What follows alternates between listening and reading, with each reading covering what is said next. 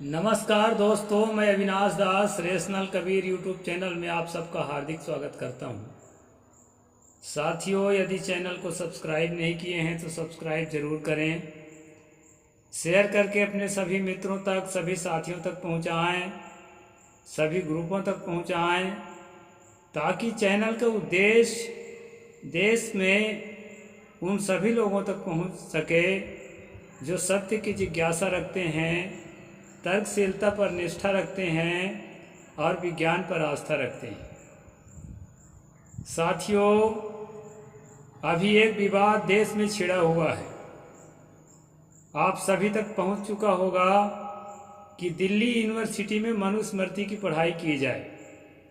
एक वर्ग कहता है उसकी पढ़ाई की जाए, दूसरा वर्ग कहता है कि उसकी पढ़ाई कतई न की जाए। मैं मनुस्मृति पढ़ कर के सुनाता हूँ तो कुछ लोग गाली बकते हैं, बात सच है। साथियों, ये कंट्रोवर्सी क्यों है? कहना है कि बाबा साहेब ने जिसको पहले ही दहन कर दिया था उसको यूनिवर्सिटी में क्यों पढ़ाया जाए।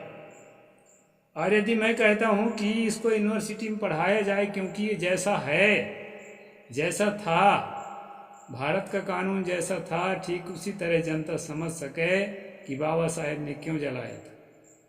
साथियों, एक मनुस्मृति और छपी है, आर्य समाजियों के द्वारा छपाया गया है, विशुद्ध मनुस्मृति।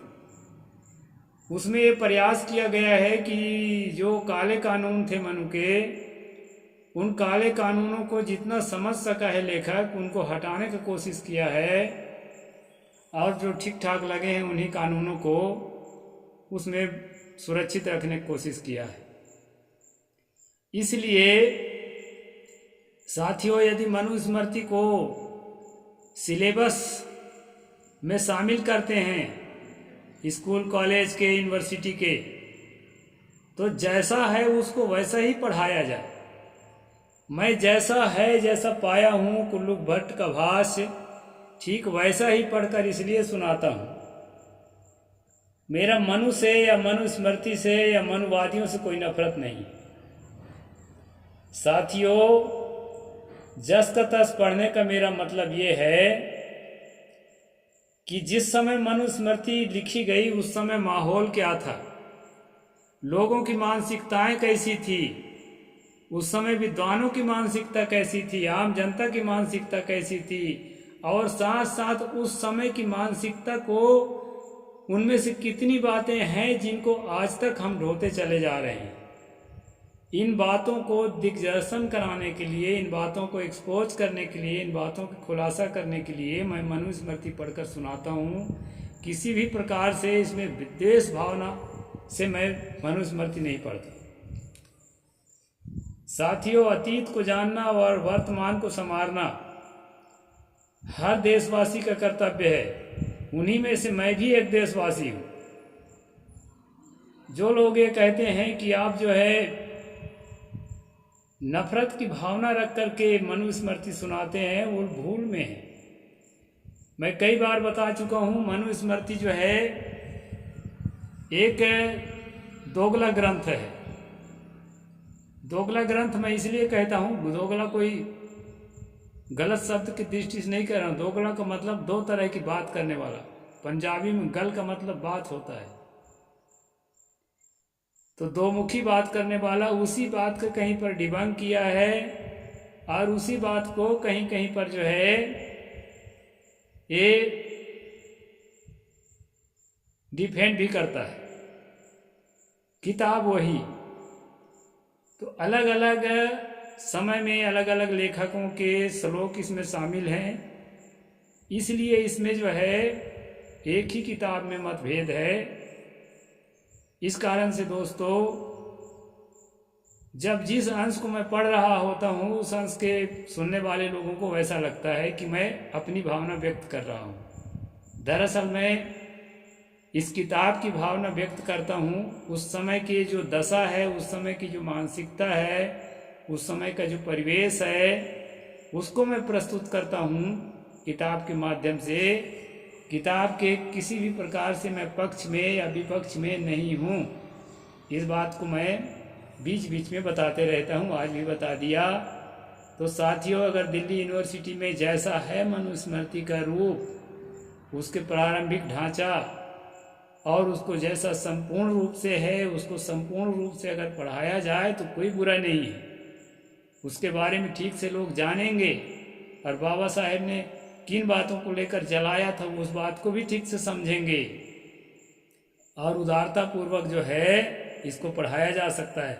हाँ, लेकिन मुझे इस बात का अंदेशा जरूर है कि जो लोग इसको पढ़ाने के पक्ष में हैं वो जैसे अभी रामचरितमानस के ना झुंड के झुंड जैसे भेड़ की झुंड की तरह बड़े बड़े एंकर और बड़े बड़े विद्वान कहलाने वाले लोग, नहीं इसका तो ऐसा अर्थ है, इसका तो वैसा अर्थ है, ये जो पर्दा डालने का काम करते हैं वो गलत है।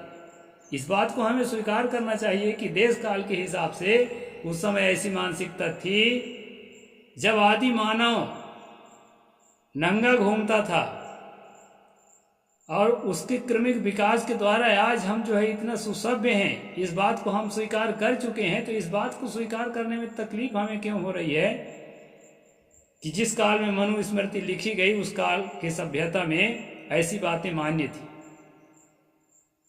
धीरे धीरे हमारा ज्ञान बढ़ता गया, हम सभ्य होते गए और सभ्य होने के नाते हम जो है अपने बौद्धिकता में परिवर्तन लाते गए। अब आज हम इसी स्थिति में हैं। इस बात को हमें स्वीकार करना चाहिए। बीच में जो आंदोलन हुए हैं, जो मानसिकता मानवता के खिलाफ थी, उस मानसिकता के खिलाफ बीच में जो आंदोलन हुए हैं, उन आंदोलन के दीप जलाने वाले महामानव, उनके कार्य का भी हमको जो है मूल्य समझ में आता है जस के तस पढ़ने से। आखिर कबीर ने क्या किया दुनिया के लिए, बुद्ध ने क्या किया, बाबा साहेब ने क्या किया,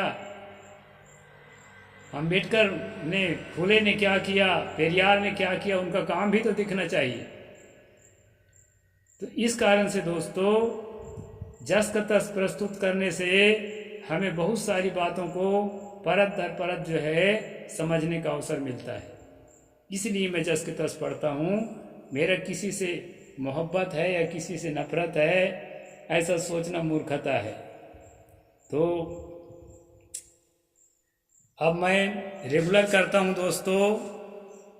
आज जो कहाँ पर हम पहुँचे हैं उस बात को, कल तक हमने देखा था कि अपने मन से विवाह करने वाली जो लड़की है वो अपने माता पिता का भूषण आदि को नहीं लेना चाहिए, यानी उससे गिफ्ट नहीं लेना चाहिए, दहेज नहीं लेना चाहिए। अगर अब माता पिता स्वयं विवाह कर रहे हैं तो वो जो दहेज देते हैं उसको लेना चाहिए। और यदि माता पिता या भाई नहीं करते हैं विवाह, लड़की को स्वयं अपनी इच्छा से विवाह करना पड़ता है, तो वो जो है किसी भी प्रकार से उसका आभूषण ना ले। और ये विवाह कब होना चाहिए, पहले भी बता चुका हूँ और फिर बता देता हूँ। सती कन्या ऋतुमती होने के पहले विवाह हो जाना चाहिए, तभी तक वो कन्या रहती है मनु के अनुसार। यानी 10 साल से पहले, जिस समय तक उसका रजस्वला नहीं हुआ रहता है, यानी जिस समय तक ऋतुमती नहीं हुई रहती है, उसी समय तक कन्या रहती है। उसी समय तक का विवाह जो है कन्यादान कहलाता है। और इसमें कन्यादान का महत्व है। हम लोग कन्यादान शब्द का महत्व नहीं देते हैं, लेकिन मैं इसकी भाषा में बता रहा हूँ। तो दोस्तों, इस बात को आपको समझना होगा और लोगों को समझाना होगा। तो मनु के अनुसार विवाह जो है ऋतुमती होने के पहले होना चाहिए कन्यादान। और ऋतुमती होने के पहले अगर कन्यादान नहीं हो पाता है तो वो पिता को अच्छा नहीं माना जाता है, उस भाई को अच्छा नहीं माना जाता है जो उस कन्या का गार्जियन है। आज हम पढ़ते हैं 9वां अध्याय के श्लोक नंबर 93।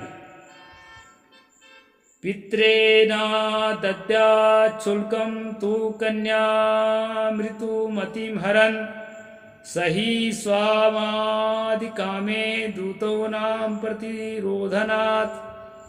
ऋतुमती कन्या से विवाह करने वाला उस कन्या के पिता को शुल्क ना दे, एक शुल्क देने का विधान था, छत्तीसगढ़ में आज भी है। कन्या पक्ष के माता पिता को वर पक्ष का आदमी जब सगाई करते हैं तो कुछ पैसा देते हैं,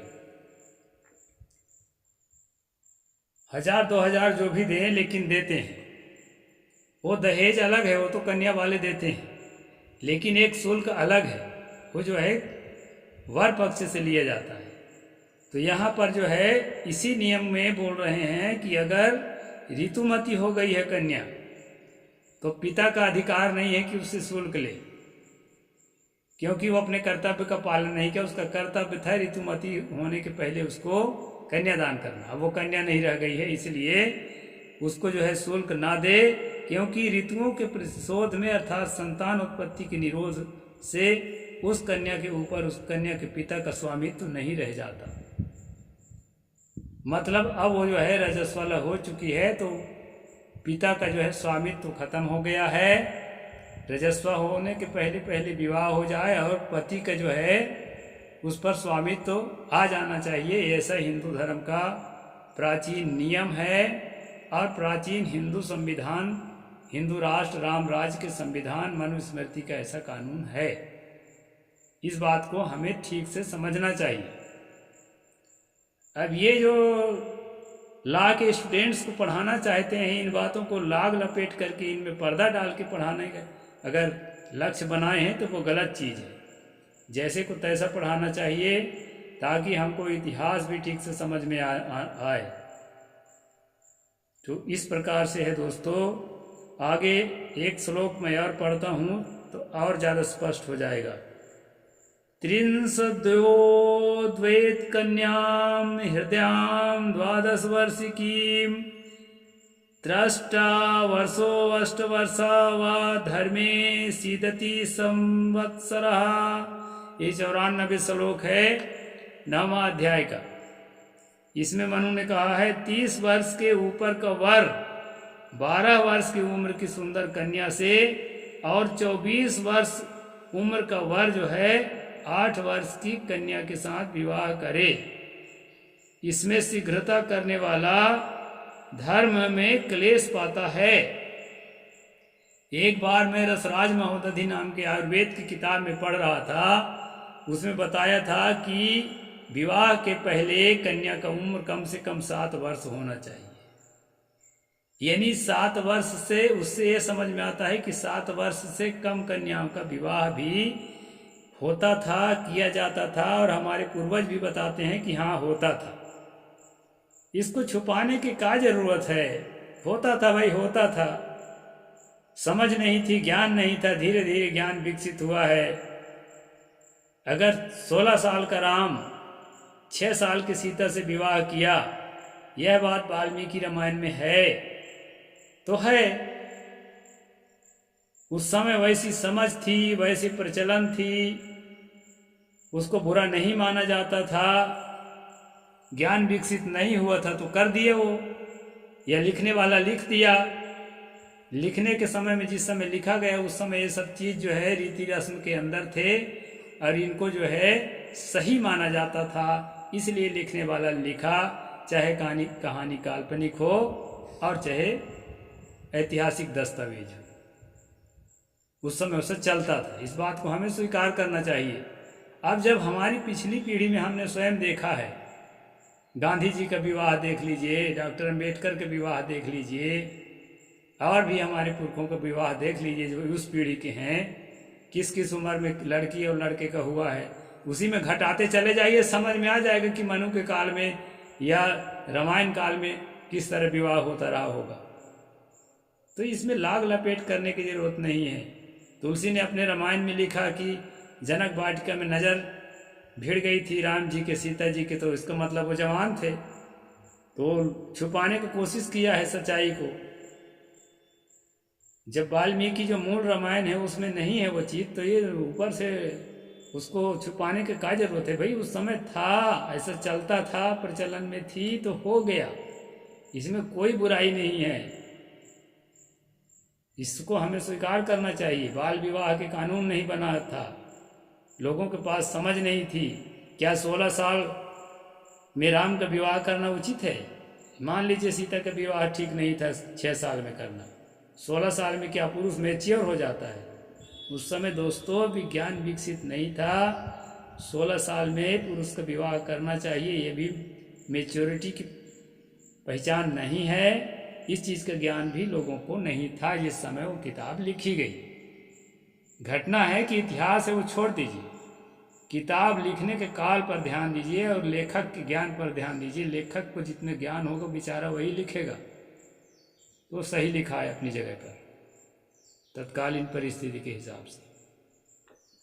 तो यहाँ जो है, यहाँ 30 साल के पुरुष का 12 साल के कन्या से विवाह करने की बात कही जा रही है, और जो है 24 साल के पुरुष का 8 साल से कन्या के विवाह करने को श्लोक नंबर 94 में कही जा रही है मनुस्मृति। और यही उनके हिसाब से जायज़ है और कानूनी है। क्या इसको आज के कानून के हिसाब से आप स्वीकार कर लेंगे? नहीं करेंगे। तो तत्कालीन परिस्थिति है और उस समय ऐसा चलता था, लोगों में ज्ञान नहीं था, अवेयरनेस नहीं था। आज भी बहुत लोगों में अवेयरनेस नहीं है, तो वो जो है धर्म धर्म धर्म चिल्ला रहे हैं, जी रहे हैं विज्ञान के सहारे, और धर्म के जो है वो घूंटी पी रहे हैं। तो पीते हैं तो उसको पीने दीजिए, लेकिन जो है सच्चाई ये है कि मैं एक्सपोज करने के लिए किताब पढ़ता हूँ। मेरे किसी किताब के लेखक से न प्रेम है, न नफरत है, और न उसके अनुयायियों से। ये बात मैं आज अब बता देता हूँ, दूसरा दिन भी बताता हूँ। तो आप लगन से देखिए दोस्तों। अभी 9 अध्याय पहुँचे हैं, मैं पूरा 12 अध्याय तक पढ़ के आपको सुनाऊँगा अगर मेरी सांसें चलती रही तो। और वाल्मीकि रामायण के कुछ अंश भी मैं अब सुनाना शुरू कर दिया, उसको भी सुनाऊँगा। आज यहीं तक। साहिब बंदगी। जय जोहार, जय भीम, जय भारत।